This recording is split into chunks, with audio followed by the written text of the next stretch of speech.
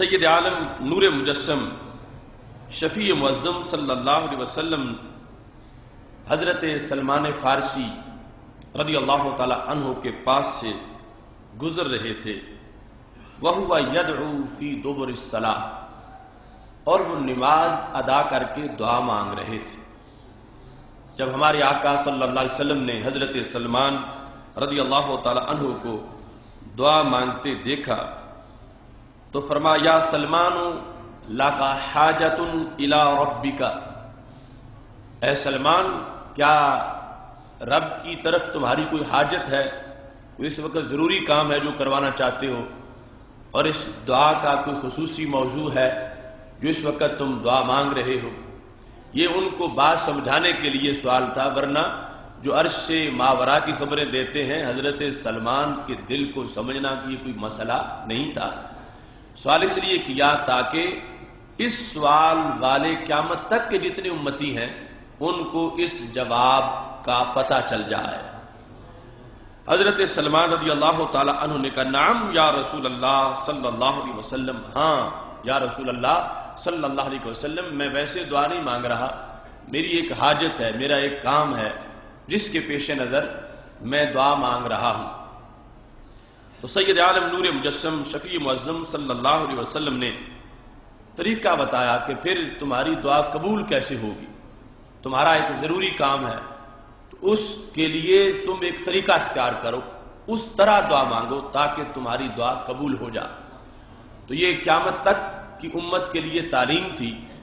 کہ ہر بندے کی کوئی نہ کوئی حاجت ہے، ہر بندہ دعا مانگ رہا ہے، ہر بندہ چاہتا ہے کہ میری دعا قبول ہو جائے۔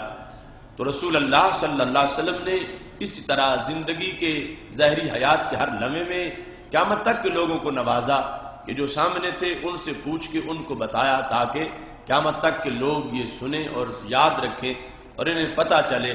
کہ میں چونکہ اللہ کے دربار کا نمائندہ ہوں، میں ان کو بتاؤں کہ رب کیسے دعا کو قبول فرماتا ہے۔ سید عالم نور مجسم شفیع معظم صلی اللہ علیہ وسلم نے ارشاد فرمایا، فقدم بین یدی دعائک ثناء علی ربک، پھر اپنی دعا سے پہلے اپنے رب کی ثنا کرو۔ تم چاہتے ہو کہ تمہاری حاجت پوری ہو اور تمہاری دعا قبول ہو جائے، تو تم اپنی دعا سے پہلے اپنے رب کی ثنا کرو۔ وصفہ کما وصف نفسہ، اور پھر اللہ کی یوں صفت بیان کرو جیسے اس نے خود اپنی صفت بیان کی ہے۔ اور تیسرے نمبر پہ فرمایا، وَسَبِّحْهُ تَسْبِيحًا وَتَحْمِيدًا وَتَهْلِيلًا، اور پھر اللہ کی تسبیح کرو، تسبیح پڑھو اور تسبیح بیان کرو۔ یہ چیزیں سید عالم نور مجسم شفیع معظم صلی اللہ علیہ وسلم نے دعاؤں کی قبولیت کے لیے بیان فرمائیں کہ سلمان تم چاہتے ہو کہ تمہاری دعا قبول ہو تو پھر 3 کام کرو۔ پہلے نمبر پہ ثنا، دوسرے نمبر پر اللہ کی صفتوں کا بیان جیسے اس نے خود کیا، اور تیسرے نمبر پر مجموعی طور پر حکم جو تھا وہ تسبیح، تحمید اور تہلیل کا حکم، کہ تسبیح بھی کرو، تحمید بھی کرو اور تہلیل بھی۔ اب اس پر جو سوال آج ہمارے ذہنوں میں پیدا ہونا تھا حضرت سلمان رضی اللہ تعالیٰ عنہ نے اسی وقت کر دیا کہ ثنا سے مراد کیا ہے، ثنا کیسے کریں، اللہ کی صفتوں کا بیان کیسے کریں؟ کیونکہ ویسے تو اللہ تعالیٰ کا کوئی نام بھی لیں، اللہ کے ناموں میں سے اسے رحمان کہیں، رحیم کہیں، کریم کہیں، خبیر کہیں، علیم کہیں، یہ ساری اس کی شانوں کا بیان ہے۔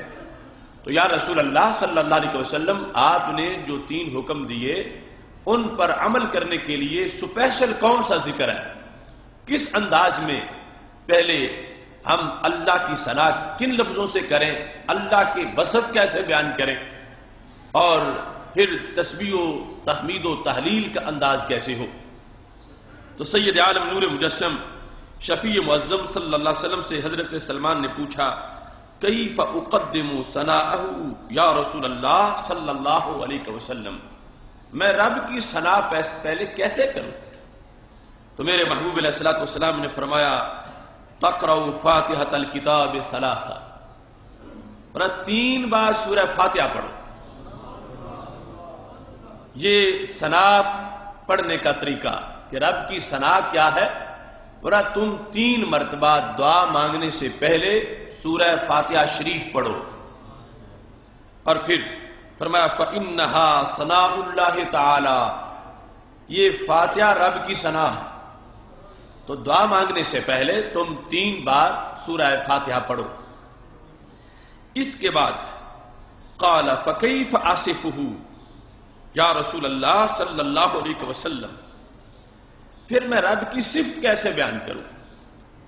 اگرچہ سورہ فاتحہ میں بھی صفتیں تو موجود ہیں، رحمان بھی صفت ہے، رحیم بھی صفت ہے، مالک یوم الدین بھی صفت ہے، اور یہ دیکھو یہ صحابہ کرام رضی اللہ تعالی عنہ کا ہم پہ احسان ہے، اگر وہ نہ سوال کرتے تو علم کیسے پھیلتا؟ انہوں نے پوچھا ہے اور ہر بات ہمارے لیے اس کی آسانی پیدا کر دی ہے۔ تو نبی اکرم نور مجسم شفیع معظم صلی اللہ علیہ وسلم سے پوچھا یا رسول اللہ صلی اللہ علیہ وسلم، اللہ کی ثنا کے بعد اللہ کی صفات کے بیان کا طریقہ کیا ہے، وہ کیسے کروں؟ تو ہمارے آقا صلی اللہ علیہ وسلم نے ارشاد فرمایا تقرأ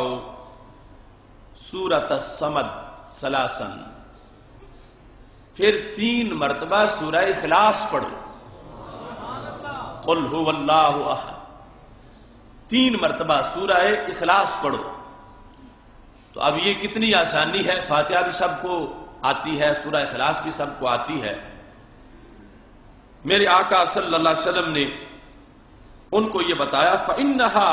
صِفَةُ اللَّهِ وَصَفَ بِهَا نَفْسَهُ،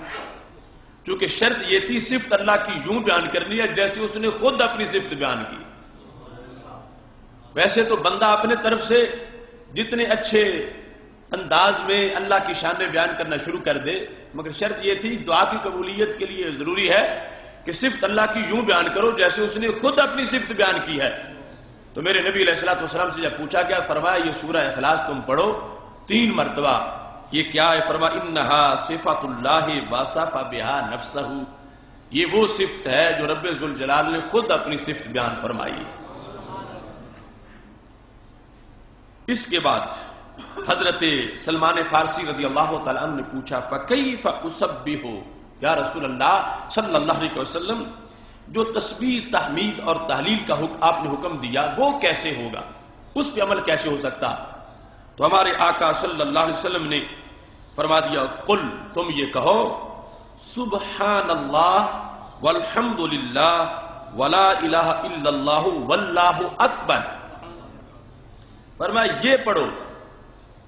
سبحان اللہ والحمد للہ ولا الہ الا اللہ واللہ اکبر، جس میں تسبیح بھی ہے، تحمید بھی ہے، حمد اور تحلیل بھی ہے، اللہ کی الوہیت کا تذکرہ، الوہیت معیار الوہیت جو عقیدہ توحید میں ہم بیان کرتے ہیں۔ تو فرمایا ثم تسأل حاجتک، جب یہ بات مکمل ہو جائے تو پھر اللہ سے اپنی حاجت کا سوال کرو۔ تو کتنا خوبصورت طریقہ ہے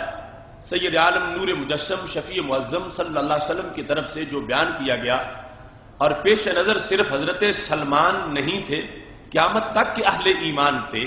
کہ لوگوں کو تلاش ہوگی کہ ہمیں پتا چلے کہ دعا کیسے قبول ہوتی ہے۔ اگرچہ پڑھنے والے کی زبان کا ایک اپنا انداز ہے، اپنا ایک مرتبہ ہے، اس کی اللہ کے دربار میں ایک اپنی ویلیو ہے، یعنی اللہ کے دربار میں کچھ لوگ ایسے ہیں چپ بیٹھے ہوں پھر بھی اللہ ان کی وجہ سے اوروں کو بھی نواز دیتا ہے، لیکن قیامت تک کے ہر صاحب ایمان کے لیے سید عالم نور مجسم شفیع معظم صلی اللہ علیہ وسلم نے ایک طریقہ بتا دیا کہ کوئی یہ نہ کہے کہ محبوب دنیا سے تشریف لے گا اور ہمیں یہ پتہ ہی نہیں چل سکا کہ دعا کیسے کرنی ہوتی ہے، قبول کیسے ہوتی ہے۔ تو میرے نبی علیہ الصلوۃ والسلام نے فرمایا ترکتکم علی ملۃ بیضاء لیلھا کنہارھا، میں تمہیں روشن ملت پہ چھوڑ کے جا رہا ہوں جس کی رات بھی اتنی روشن ہے جتنا کہ دن روشن ہوتا ہے۔ تو یہ مقدس طریقہ سید عالم نور مجسم شفیع معظم صلی اللہ علیہ وسلم نے بیان کیا ہے، اور اس کے اندر یہ آسانی ہے کہ سب کو فاتحہ شریف بھی آتی ہے، سورہ اخلاص بھی آتی ہے، اور بعض والے کلمات جو ہیں وہ بھی سب کو آسان ہیں، سبحان اللہ والحمد للہ ولا الہ الا اللہ واللہ اکبر، یہ کلمات ادا کر کے اس کے بعد جو دعا مانگنی ہے وہ دعا مانگی جائے، اللہ کا فضل ہوگا، خالق کائنات جل جلالہ اس دعا کو قبول فرمائے گا۔ اس کے ساتھ سید عالم نور مجسم شفیع معظم صلی اللہ علیہ وسلم نے ایک دوسرے مقام پر اسی موضوع پہ گفتگو کرتے ہوئے ہمارے آقا صلی اللہ علیہ وسلم نے دعا کی قبولیت کے لحاظ سے حکم فرمایا۔ یہ پہلی روایت جو حدیث پیش کی وہ تنبیہ الغافلین میں تھی، اور دوسری جو ہے وہ نسائی شریف اور ابو داؤد شریف میں ہے کہ سید عالم نور مجسم شفیع معظم صلی اللہ علیہ وسلم نے ایک شخص کو دیکھا کہ وہ دعا مانگ رہا ہے۔ اس نے نماز پڑھی، وہ دعا مانگ رہا، لیکن دعا کیسے مانگ رہا ہے؟ لم یمجد اللہ ولم یصلی علی النبی صلی اللہ علیہ وسلم۔ اس نے دعا سے پہلے نہ تو رب کی تعریف کی اور نہ ہی رسول اللہ صلی اللہ علیہ وسلم پہ درود پڑھا۔ تو ہمارے آقا صلی اللہ علیہ وسلم نے جب اس کا یہ انداز دیکھا، فقال رسول اللہ صلی اللہ علیہ وسلم عجلت ایھا المصلی، اے نمازی تم نے بڑی جلد بازی کی ہے، تم بڑے جلد باز ہو، تم نے دعا مانگنے میں بڑی جلد بازی کی ہے۔ ثم علمہم رسول اللہ صلی اللہ علیہ وسلم، پھر نبی اکرم نور مجسم شفیع معظم صلی اللہ علیہ وسلم نے طریقہ بتایا کہ یوں دعا مانگنی ہوتی ہے کہ پہلے اللہ کی ثنا کرنی ہوتی ہے، پھر مجھ پہ درود پڑھنا ہوتا، اور مجھ پہ درود پڑھ کے پھر دعا مانگنی ہوتی ہے۔ تو سید عالم نور مجسم شفیع معظم صلی اللہ علیہ وسلم نے پھر ایک موقع پر ایک شخص کو دیکھا، سامع رسول اللہ صلی اللہ علیہ وسلم رجلا یصلی فمجد اللہ وحمدہ وصلی علی النبی صلی اللہ علیہ وسلم، اس نے اللہ کی تعریف بھی کی اور سید عالم نور مجسم شفیع معظم صلی اللہ علیہ وسلم پہ درود بھی پڑھا۔ تو جب ہمارے آقا صلی اللہ علیہ وسلم نے اس انداز کو دیکھا، فقال رسول اللہ صلی اللہ علیہ وسلم ادعو، تو جب فرما تو دعا مانگ تیری قبول کر لی جائے گی، ادعو تو جب کہ تمہاری جو تم مانگ رہے ہو اسے قبولیت کا تاج پہنایا جائے گا، وصل تعطا، تو سوال کر تجھے عطا کر دیا جائے گا۔ تو سید عالم نور مجسم شفیع معظم صلی اللہ علیہ وسلم نے اس حدیث شریف میں جو صحاح میں موجود ہے اس چیز کو واضح کیا کہ رب ذوالجلال کی ثنا کے ساتھ میری ذات پہ درود بھی پڑھو، اور درود کی وجہ سے بھی قبولیت کے دروازے کھلیں گے اور خالق کائنات جل جلالہ